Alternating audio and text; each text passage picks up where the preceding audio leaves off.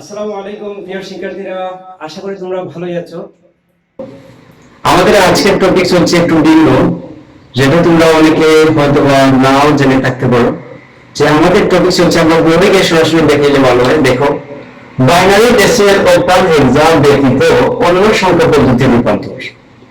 তোমরা গত যতটুকু ক্লাস করেছো তা থেকে একটু ব্যতিক্রমী নাম্বার সিস্টেম কনভার্টিং।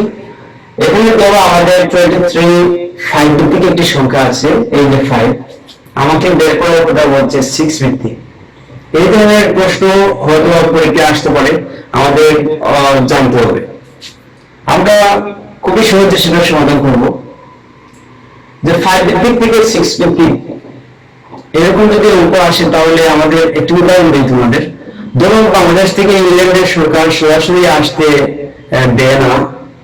ইংল্যান্ডের সরকার বলছে যে তোমরা বাংলাদেশ থেকে আসতে হলে ইন্ডিয়া হয়ে আসতে হবে। সুতরাং বাংলাদেশ থেকে যারা ইংল্যান্ডে যাবে তারা কোথায় যাবে? প্রথমে ইন্ডিয়া, তারপরে ইন্ডিয়া থেকে ফ্লাইটে সরাসরি ইংল্যান্ড। সুতরাং আমরা দেখো, ধরি 23 বাংলাদেশ আর ইংল্যান্ড হচ্ছে 6 ভিত্তিক, যেটা 5 ভিত্তিক হচ্ছে বাংলাদেশ, 6 ভিত্তিক হচ্ছে ইংল্যান্ড। সুতরাং সরাসরি তো যাওয়া যাবে না, আমরা কোথায় যাবো? ওখান থেকে প্রথমে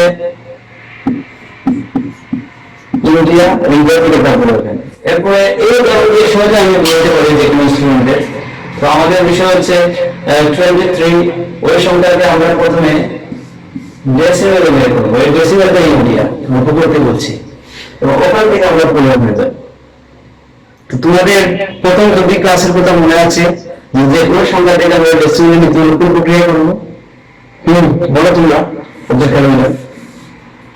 তো আমাদের 23 থেকে আমরা প্রথমে 10 ভিত্তিক তৈরি করবো, আগে যেটা দেখেছিলাম। তো যে কোনো সংখ্যা থেকে ডেসিমেলে নিতে হলে আমাদের গুণ প্রক্রিয়া করতে হবে।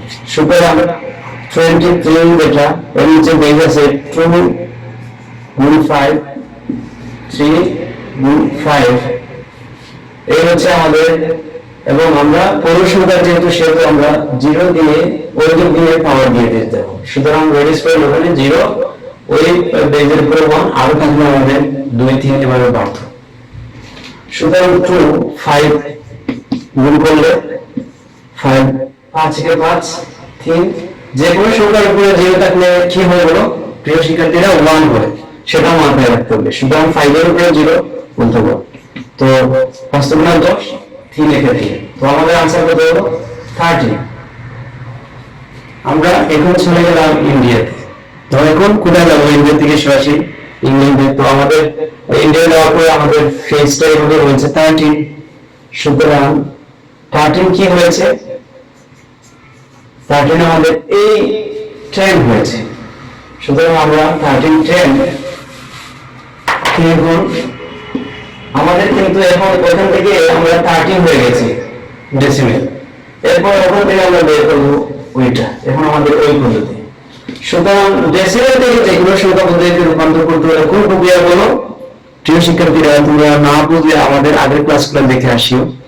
যে ডেসিমেল থেকে যে কোনো সংখ্যা পদ্ধতি নিতে হলে ভাগ প্রক্রিয়া, তো যেটা তৈরি করবো সেই সংখ্যা বেস দিয়ে ভাগ করতে হবে। সুতরাং আমরা 6 দিয়ে 13 কে ভাগ করে সেটা করবো। 6 × 12, হাতে থাকলে 1, 6 2 এর মধ্যে যাবে না, সুতরাং 0, কার মধ্যে যাবে না? 2 এর মধ্যে। সুতরাং আমাদের এরো চিহ্ন এরো দিতে হবে। এটা হচ্ছে এমএসডি আর এটা হচ্ছে এলএসডি, এখানে লিখে লাগবে না, পরে লিখবো। সুতরাং আমাদের 12 লিখতে হবে না, 21 লিখতে হবে, যেহেতু এমএসডি প্রথমটা ওটাই আসবে ডিজিট। তো তারপরে আমাদের কাঙ্ক্ষিত ফলাফল পেয়ে গেছি 21। তো আশা করি তোমরা এই ধরনের অঙ্ক আসলে পারবে। আমাদের ফলাফলটা হয়ে গেছে 2116। আমরা সরাসরি যেতে পারি নাই, ভিন্ন পথে তারপরে গেছি। তো যেটার মূল কথা হচ্ছে 23-5টাকে সরাসরি যাওয়া যায় না, আমরা ওখান থেকে ডেসিমেল থেকে তারপরে ওখানে 23-5 থেকে আমরা ডেসিমেলে নিব, আর ডেসিমেলের মানকে আমরা ওখানে নিব। এই হচ্ছে আমাদের মূল কথা। এই ধরনের তোমাদের আরো অনেক দিক আছে, আমরা আগের ক্লাসে পড়িয়েছিলাম। এই দেখো, 3 ভিত্তিক, 4 ভিত্তিক, 5 ভিত্তিক, 6 ভিত্তিক, এরপরে আরো 7 ভিত্তিক, 9 ভিত্তিক আছে। তো তোমাদের এই ধরনের অঙ্ক প্র্যাকটিসে থাকার দরকার আছে। তো তোমরা এই ধরনের অঙ্ক থেকে আমি 4টি হোমওয়ার্ক দিচ্ছি। ধরো 3 ভিত্তিক থেকে আমাদের 6 ভিত্তিকে নিতে হবে 12। এখানে 23 কে আমাদের নিতে হবে ধরো 7 ভিত্তিকে। এটা হচ্ছে তোমাদের হোমওয়ার্ক, আমি দিয়ে দিলাম। এরপর ধরো এখানে 24 কে আমরা নিতে হবে 9 ভিত্তিকে। আর এখানে ধরো আছে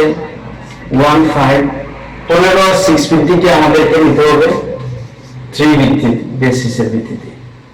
এই 4টি তোমাদের হোমওয়ার্ক। আমার ক্লাসটা ভালো করে দেখলে তোমরা বুঝতে পারবে। মুখ্যত হচ্ছে এটা থেকে এটা সরাসরি নেওয়া যাবে না, ওটা থেকে নিতে হবে ডেসিমেল দিকে থাকবে ওইটা। তো সেই পর্যন্ত ভালো থেকে সুস্থ থাকবে প্রিয় শিক্ষার্থীরা। আমরা আর মাত্র সংখ্যা পদ্ধতির 2টি ক্লাস। একটি হচ্ছে পরিপূরক, যেটা সব পরীক্ষা থাকে এবং কি 2020 সালের ফাইনালে থাকবে সেটা পরিপূরক। এবং আর বাইনারি ডেসিমেল যত সংখ্যা পদ্ধতি আছে সবগুলো যোগ বিয়োগ করলেই আমরা সৃজনশীল প্রশ্নে চলে যাব। আর সৃজনশীল প্রশ্ন সমাধান করতে পারলেই আমাদের আর কোনো প্রবলেম নেই, আমরা সব ধরনের প্রশ্ন পাবো। আমরা যে কোনো এলাকার শিক্ষার্থী হই, তবুও আমাদের পক্ষে সম্ভব।